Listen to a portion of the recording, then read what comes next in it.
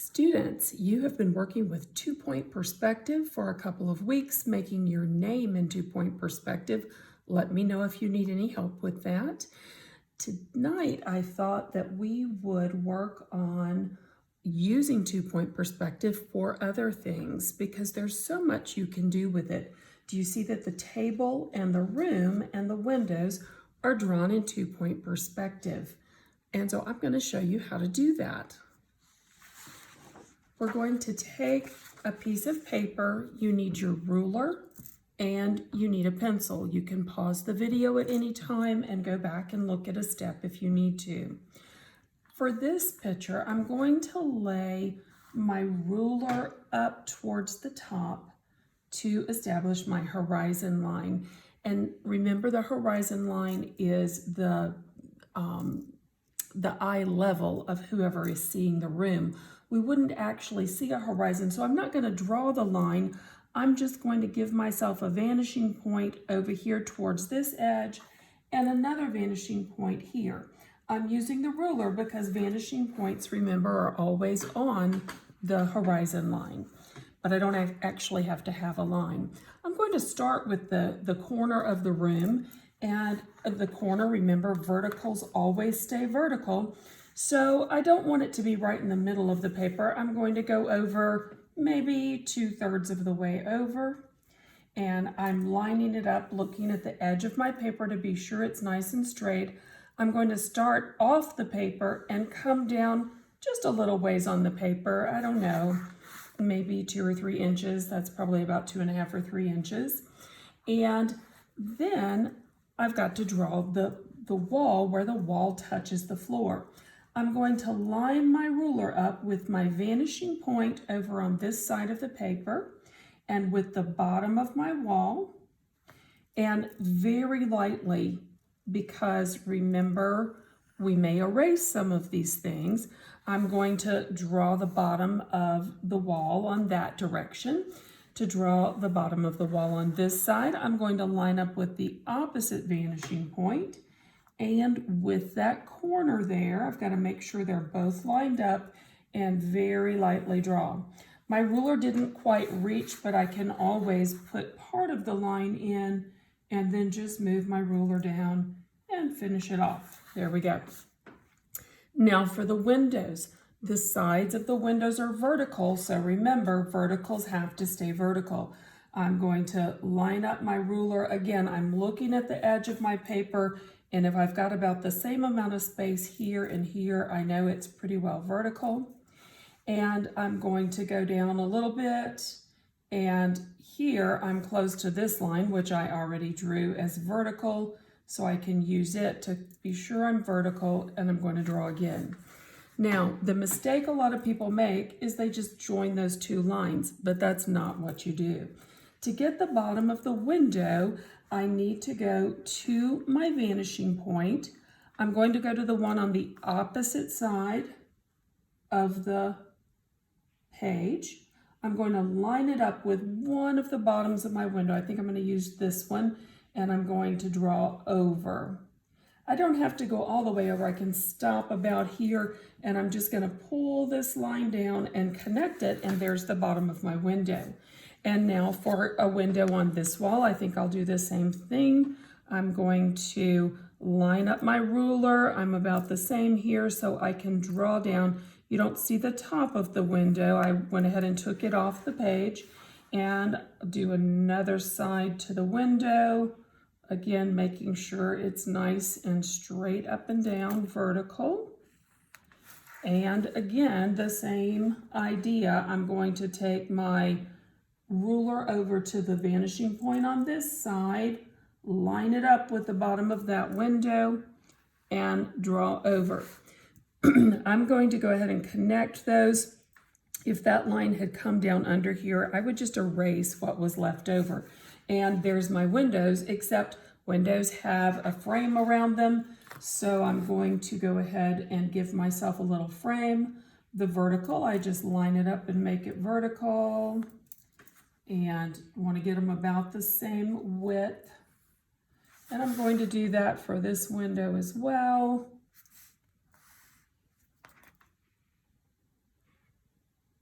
Notice when I draw with a ruler, I don't point my pencil at the ruler because sometimes the pencil can go up under the ruler if you do that. Do you notice how I keep the ruler? I hold it in place and then I just pull the pencil. I'm holding the pencil pretty straight up and down as I go down the ruler. And now again, for this window, I'm going to the opposite vanishing point. Let's see, I think I want it to start right about there. So to make the bottom, I've got to go towards that vanishing point. Otherwise, it won't look quite right. Okay, and for this window, I think I want it to go right about there. I'm going to go to the opposite vanishing point, the one over here. And there we go. And there's our room. We've got the corner of a room and the two walls where they touch the floor and two windows. Now we're going to work on the table. So I've got a big room, a lot of floor space. I'm going to put the table out in the middle of the room, and I'm going to start kind of the same way I did with this, with a vertical line up and down. It's going to be the front edge of the table. So I just am randomly placing my line for my table, and I'm going to pull it down here. It's a nice long line because that will be the top of the table plus the leg. All right, we're going to start by making just a big box, and that's kind of the way we started our name, except that our vanishing point's up in the air now. So I'm going to my vanishing point up here and the bottom of this line that I drew. Again, the line was random, just a vertical line to give me the front edge of my table. And I'm going to go back. I don't have to go all the way to the vanishing point. I'm just drawing back a ways. Remember, keep it light. I pressed mine a little hard there and it's going to be tough to erase. Again, I'm going to the top of this line to the vanishing point, and I am going to draw back. Again, I'm not going to worry about where I stop. I don't have to go all the way back. We're not going to use all of that line, but we'll use some of it. Let's go ahead before we finish that edge of the table. We're going to make this other side going from the bottom to the vanishing point and from the top to the vanishing point. So here I go. I'm lining up my ruler. Notice my finger here is holding it on the spot I want to hold it to. And I just twisted the ruler a little bit with my fingers to get it to go to the vanishing point. I double checked this again. It's lined up, and there I go. I drew and let go of that line, and we'll use part of that, not all of it. Here we go. We lined up with the top, and I'm lined up with my vanishing point pretty nicely, and I'm going to go and let it go. Now, a mistake that students sometimes make is now they try to join those two ends. But remember, we really didn't know where to end those, so we just randomly drew those. We need a vertical line that's going to make the back table edge and back table leg. And it's really up to me as the artist to decide, okay, I think I want to end my table right about here. That'll give me a nice big table in my room. I just made a little tick mark vertical because my line is going to be vertical. And so now I'm going to place my ruler on that. Do you see that I have a tendency, and you will too, to want to tilt that line? Don't tilt it. It has to be vertical. How can I tell if it's vertical? Well, I can compare it to other things. I can compare it to the edge of the paper. I can compare it to my window, and I can see I've got about the same amount of space there. And I can compare it to this line, which is vertical, and I've got about the same amount of space there. So I know I'm vertical, and I'm going to just go straight up and down right in between those two lines. The rest of this gets erased, so that's why we wanted to keep it light till we get it right. Okay, and I'm going to do the same thing on this side. Now, this is going to be the long side of my table, so I'm going to make it go all the way back to here. And again, I'm going to line it up. Let's see, I'm going to put my ruler over here. Usually, because I am right-handed, I put the ruler on the left side so that my left hand can hold it in place and it doesn't move.